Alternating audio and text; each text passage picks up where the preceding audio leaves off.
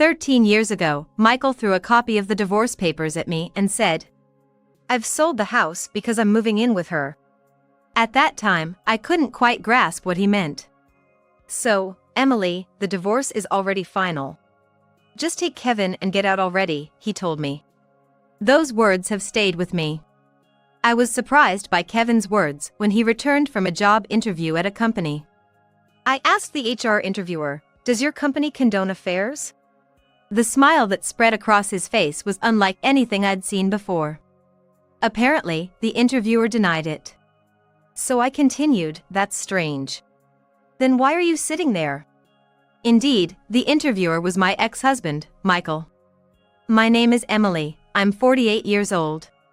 I work at a call center for an insurance company. It's just Kevin and me in the family. We were abandoned by Michael 13 years ago. I met Michael when I was 20.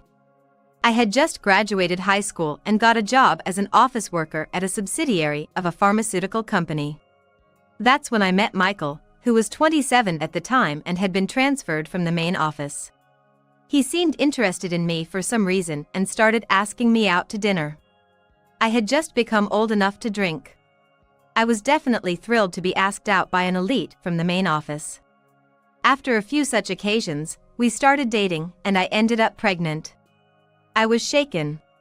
I thought he would be angry and break up with me. But then, Michael proposed marriage. When we went to greet my parents, he even told my father, who was still alive at the time, "I'll make your daughter happy." Back then, marriages due to pregnancy weren't seen very positively, so we had a simple ceremony. Eventually, our son Kevin was born. Michael returned to working at the main office, and I followed him, becoming a full-time homemaker. From then on, I devoted myself to taking care of the home. When Kevin started elementary school, we bought a house with some help from Michael's family. I thought I was living a happy life. But I was turning a blind eye to the fact that Michael was coming home less and less as Kevin grew older. Having married at the young age of 20, I had no idea what a normal married life was like. I didn't even question not knowing Michael's colleagues or superiors. In retrospect, there were plenty of signs leading to our divorce. And then, on Kevin's 14th birthday, Michael left us with these words: "I've already filed for divorce and sold the house, so get out." I went from a happy 35-year-old homemaker to a single mother with a 14-year-old son overnight. When I returned to my parents' home without any notice, my brother and his wife were cold to me. By that time, my father had passed away, and the house belonged to my brother and his wife. My mother, who was around 60 at the time, was overshadowed by my strong-willed sister-in-law and my blunt nieces. Amidst all this, Kevin and I were told, "You can stay for a bit, but find a job and move out soon." Back then, I couldn't think of any job I could do immediately. A high school graduate office worker with no special skills. But still, I had to make it work somehow for me and my son, Kevin. I devoured job listings, searching for something that would pay enough to support my growing boy and me. I was lucky, though. Kevin was 14. They say it's a tough age, but he had enough sense. Much better than a mother with a baby to care for. I jumped into a call center job at an insurance company. My experience in office work helped with handling phone calls. At first, I was a contract employee, but after a few years, I managed to become a full-time employee. It was an unknown world at first, and I was exhausted both mentally and physically. But as I continued working, I realized something. How little I knew when I got divorced. I was a high school grad, and my family wasn't highly educated. That wasn't everything, but my ignorance was one reason why I ended up in financial trouble after the divorce. It was a divorce caused by infidelity. I should have demanded alimony and child support from my husband, Michael, but the thought never occurred to me. My mother and brother were the same.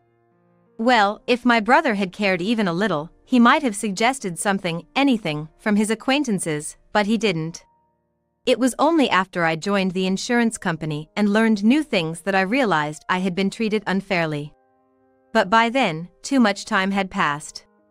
That's why I wanted Kevin to go as far in his education as he wished. Knowledge and wisdom can save you. I didn't want him to end up like me. Now, 13 years later, my job, salary, and life are stable. Kevin got into a prestigious science university and even made it to the doctoral program. As a mother, it was surprising. And he even said he'd manage the tuition himself. How, in the midst of his busy studies? He found some non-repayable scholarships and secured them for himself. I just had to sign the parent section. 4 years in university, 5 in grad school. He excelled and even got scouted by various companies.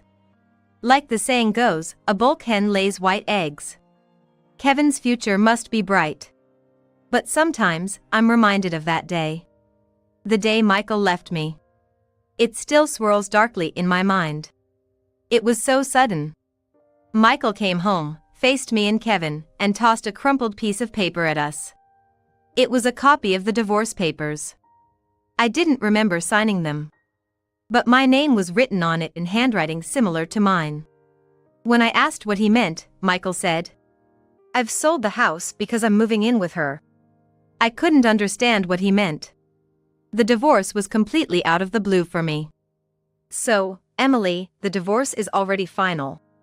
Just take Kevin and leave." He threatened not to be lenient if we didn't leave within 3 days. I was 35 at the time, having been just a homemaker for 14 years. I didn't know what to do and headed to my parents' house. Michael's voice still rings in my ears. Maybe I should forget it. After all, Kevin and I are living a fairly settled life now. It's not lingering attachment. It's frustration at my past helplessness and resentment towards Michael. Now I know I could do something about it. Then one lazy weekend, when I decided to sleep in, my phone's ringtone echoed. The number on the screen wasn't registered, so I decided to ignore it and went back to bed. But the call kept coming, breaking and resuming. Eventually, I heard a voice from the voicemail. It was my ex-mother-in-law. Repeating, "Please let me speak to your son." I wondered what she meant, but I decided not to answer directly. Later in the evening, Kevin returned home in a suit. When I mentioned the call, he burst into laughter, so she did come after all. He laughed so hard, shaking and banging on the table, tears in his eyes. "Kevin, what have you done?" "It's a job interview at the company today, right? I told you that, didn't I?" "Liar! Tell your mother the truth." "It's not exactly a lie," Kevin began, explaining what had happened that day. The interview was indeed a fact. He had been scouted by a pharmaceutical company he'd been in contact with for some time. But the problem was the company itself. The pharmaceutical company he mentioned was the same one where I used to work as an office clerk in a subsidiary. "Ah, it's not a coincidence," Kevin said casually. "By the way, the HR manager who conducted the interview was Michael Smith." "What did you say?" "Funny thing is, this guy had no idea I was his son." "You realized it?" "Of course. After all, I didn't need such an interview in the first place." "Why?" "This company came scouting for me, so there was no need for an interview."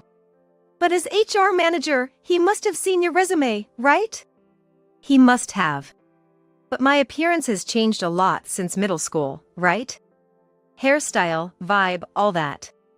"Well, that's true." 13 years is a long time. Plus, I doubt he even remembered my face from back then. Now that he mentioned it, that was true. I had been so absorbed in my own thoughts, forgetting that Kevin had also become distant from Michael. More importantly, seeing my current address and academic background, even with the same name, he wouldn't realize I'm his son. That might be true.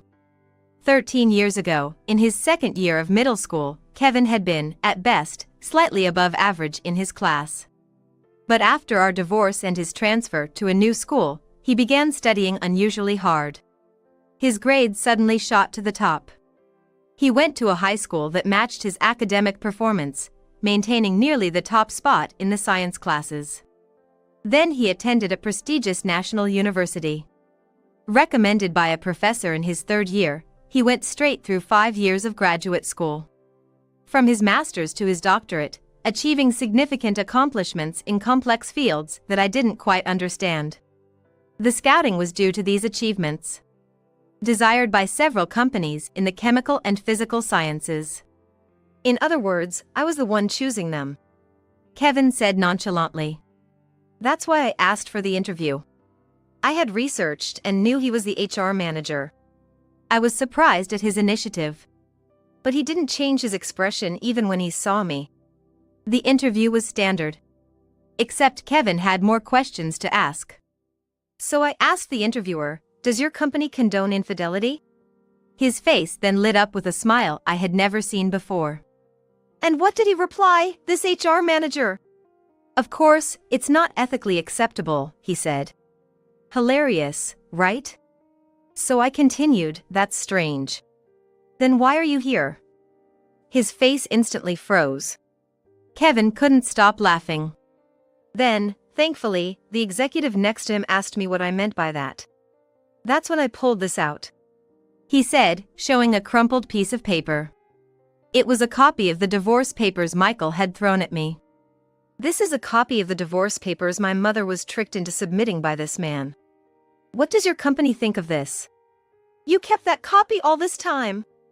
I thought I had thrown it away. In fact, I was sure I had. I didn't want to see it. I thought I had to throw everything away and leave. Yeah, I picked it up after you threw it away. That's why it's all wrinkled like this, kept in a clear file. I thought it should never be lost. Why? Because this is evidence of what he did to you and of forging a private document. Oh! That's not all. There's forgery of private documents, and, well, other things. Plus, the divorce papers themselves were invalid at that time, so if he married another woman, it would be bigamy. Bigamy? I'm not an expert, so I asked a friend from the law department at university about it, whether this could be a crime. A crime? Yeah. A clear crime. So I told them right there, isn't this forgery of a private document? I gave a copy of the copy to the executive. I see. The original of the copy is here, so a copy of the copy. But with my fingerprints on the copy, I'm not handing over the actual evidence. And guess what he did next? What happened then? Suddenly, he stood up and shouted, "You're treating your father like a criminal." And then, he kept insisting to the executive that what I was saying was a blatant lie, a misunderstanding. Huh? I couldn't help but feel amused. What was that man thinking? But you've got to give it to the executive. He seemed to understand what I was getting at. He turned the questions towards him. You know, there's a hierarchy in companies, right? I guess he was aiming for the executive's position. It seemed like the executive was assessing his character. First, he kicked him out of the room, then turned to me and said, "Did you ask for this interview not for a job, but for this?" Yeah, I did apologize. I'm truly grateful for the scouting from your company. It's a very attractive company. But I wondered, what if it's an unethical company that would just keep a person like him? Bold as brass. I couldn't believe he could say that so smoothly in an interview. The executive was really a great person. Whether or not I join, he thanked me for letting him know. He mentioned when Dad remarried after the divorce, he wondered why Dad chose a much younger woman. And he remembered you, Mom. Really? Yeah. You said our wedding was small scale, right? The executive was there as one of the few guests, as a supervisor back then. That's so. But he said that Dad had been telling everyone around him that he was the one cheated on, but he didn't ask for alimony and just divorced. However, the executive had his doubts about why Dad didn't take custody of me. He guessed it might be me from the photo and the name. What? At that time, you didn't have the knowledge to fight back, so we were thrown out. That's true. I'm so sorry. If it were now, I'd definitely fight with a lawyer, but back then, It's okay. I know you were a full-time homemaker before being suddenly thrown out and had to start working to raise me. Mom, I don't remember much about Dad. He was always gone, maybe working, maybe not. Yes, Michael was hardly ever home back then. Perhaps marrying me was a mistake for him in the first place. He rarely took me to his family's home. Only during holidays, and when we went, I was just made to help in the kitchen. And otherwise, we just missed each other with his work. He said he bought a house, but he decided it, and suddenly we were living there. I realized in elementary school that our family was different. So I acted out a bit back then. What? You did? Yeah, an early case of teenage rebellion. So right when I entered middle school, I sensed there was another woman. What are you saying? I didn't tell you because I thought it would make you sad. But I regretted not speaking up, especially when he threw the divorce papers at you and told you to leave. His voice was strained. I had never heard Kevin speak like that before. Mom, I decided I needed a weapon that would make me indispensable. A weapon? Something that would let me eventually hold him accountable for what he did. Then Kevin said, I hate to say it, but I took your situation as a lesson on what not to do. A lesson? Yeah, maybe. He easily discarded you, and nobody could oppose it because you and your family didn't have the knowledge to fight back. To be honest, I'm also angry at your brothers. You're not going to, your uncles? No, too much hassle. But even if I get a good job and succeed, I'll never associate with them. Oh, except Grandma. Really? I felt a bit relieved. Yeah. Because Grandma remembered your situation and repeatedly told me she was sorry. When did she tell you this? After I entered university. My cousins from your brother's side were acting flirty because I was in that university, which was annoying. I was shocked. I had no idea my nieces behaved like that. Hey Mom, what if we took Grandma in? What? She's always been sorry towards you. It seems painful watching her have to be careful around my aunt and them. Thank you. After we finished talking, I brought up something that had been on my mind. By the way, I've been getting a lot of calls from unknown numbers lately. Let me see, Kevin said, taking my phone. Oh, this. It's his family's number. The executive told me. Kevin said dismissively. Then he called them and put it on speaker mode. Hello? Hello, is that Kevin? It was my ex-mother-in-law's voice on the other end. Kevin muttered under his breath about her calling him by his first name. Yes, I heard from your father. You went all the way to a doctoral program at that university, and you're getting company offers. To think that a young man born to that woman turned out so well. It must be thanks to our family's blood. Kevin muttered to himself again. Hey, would you like to be adopted into our family? You're gonna be busy and need money, right? Better than staying with that poor woman. Plus, you're old enough now, right? We can arrange a good marriage for you. How about it? Sounds good, right? Kevin, are you listening? I apologize for being such a woman. I spoke coldly into the phone. By the way, did you think I had cheated? Well, that's... Oh, I see. It's not true. In that case, Kevin says he won't hold back. Let me pass the phone to him. Long time no see. I was surprised to hear from the company executive that my mom was accused of cheating. So, you were part of it too? No, we were deceived by Michael. You're calling my mom that woman, but you realize you were complicit in a crime, right? What? Unfortunately, the statute of limitations has passed, but your son committed bigamy by forging divorce papers and remarrying. It's embarrassing that I'm related to such a person. Of course, I want nothing to do with his parents.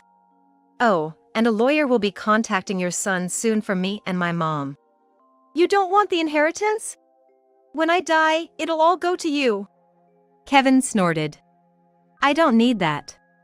You should worry about the alimony payments instead. He ended the call. Did I go too far? I shook my head vigorously. And laughter bubbled up from within. That's the spirit. If you're going this far, I need to step up too. Kevin patted my back with encouragement. After that, I got a lawyer through Kevin's friend and started working on an alimony claim. The usual statute of limitations for alimony claims due to infidelity is 3 years. But I learned here about something called an exclusion period. It's valid for 20 years from the act of infidelity. I found out about Michael's cheating 13 years ago, but never investigated who he remarried or the details. I couldn't bear to think about it and didn't have the capacity. But I looked into it again. Included in the alimony claim were the facts of him forging the divorce papers and then submitting a marriage registration, constituting forgery and bigamy.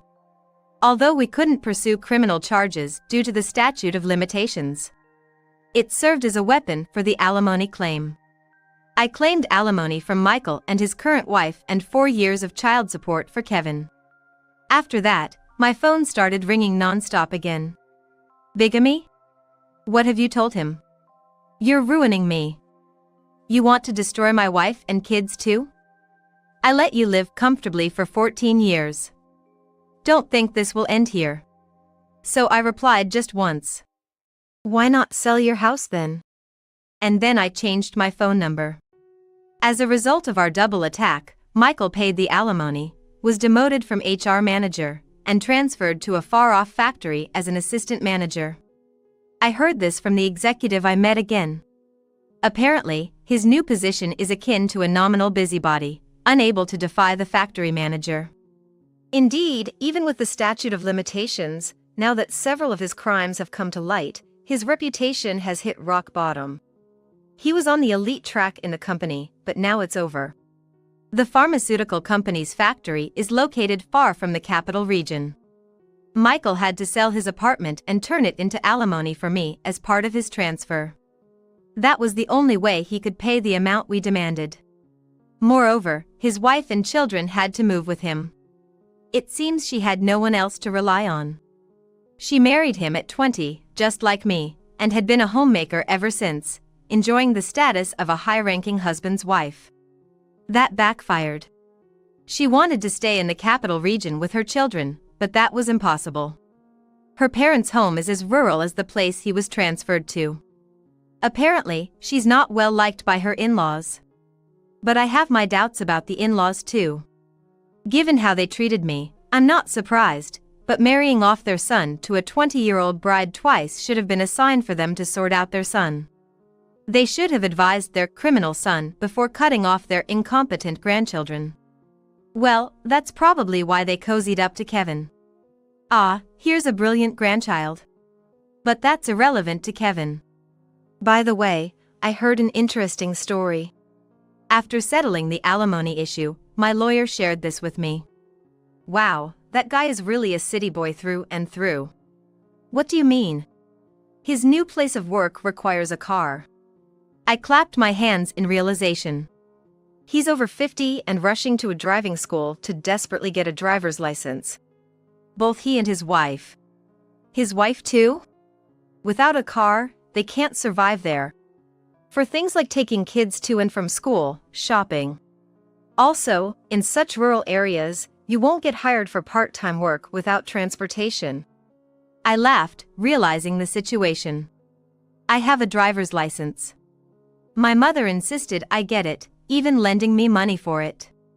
That was the right decision. Just hearing about them is hilarious. A proud former elite over 50, chased by mundane tasks, learning the hard reality of getting a license from strict driving instructors. And the following spring, Kevin entered a training institute of another company, finally able to focus solely on his research, enjoying every day. Revenge is over. Now it's time for fun, for my youth. Well, an early marriage isn't always good, right? My mother, who now lives with us, often muses. Exactly. Kevin, who never had time for a girlfriend, now has the chance to find someone right for him. With Kevin's employment, we moved to a slightly bigger place, roughly midway between our workplaces. For a while, the three of us want to peacefully enjoy these long-awaited days.